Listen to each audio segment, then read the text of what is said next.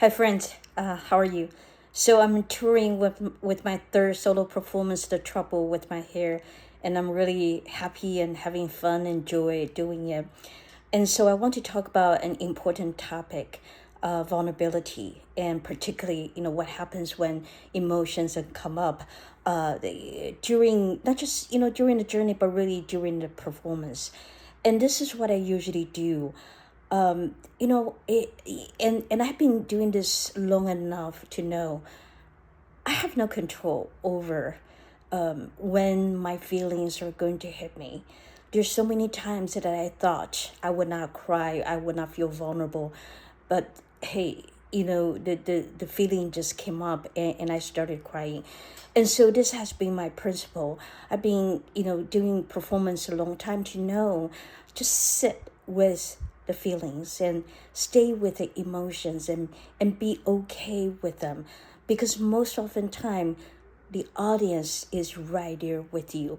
You don't want to rush it. You also want to allow the audience to appreciate the tears, the vulnerability, and the sorrow, and it's totally okay to stay with that moment.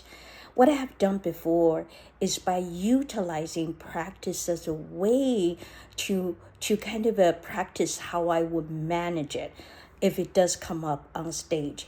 And I think this is really an art of emotions where you want to stay at that edge where you can have control, right? Still express your emotions, but you don't want to go to the practice to the point where you absolutely are devoid of feelings.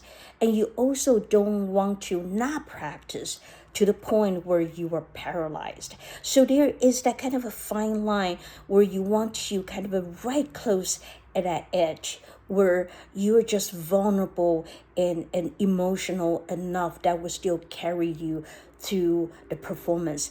And it takes some practice, but the more you do it, the more you know how much you want to you can practice and how much work that you need to do, so you can kind of stay right around that edge where that's the for me is the most beautiful place where you're vulnerable, emotional, but you're still doing that performance as a professional.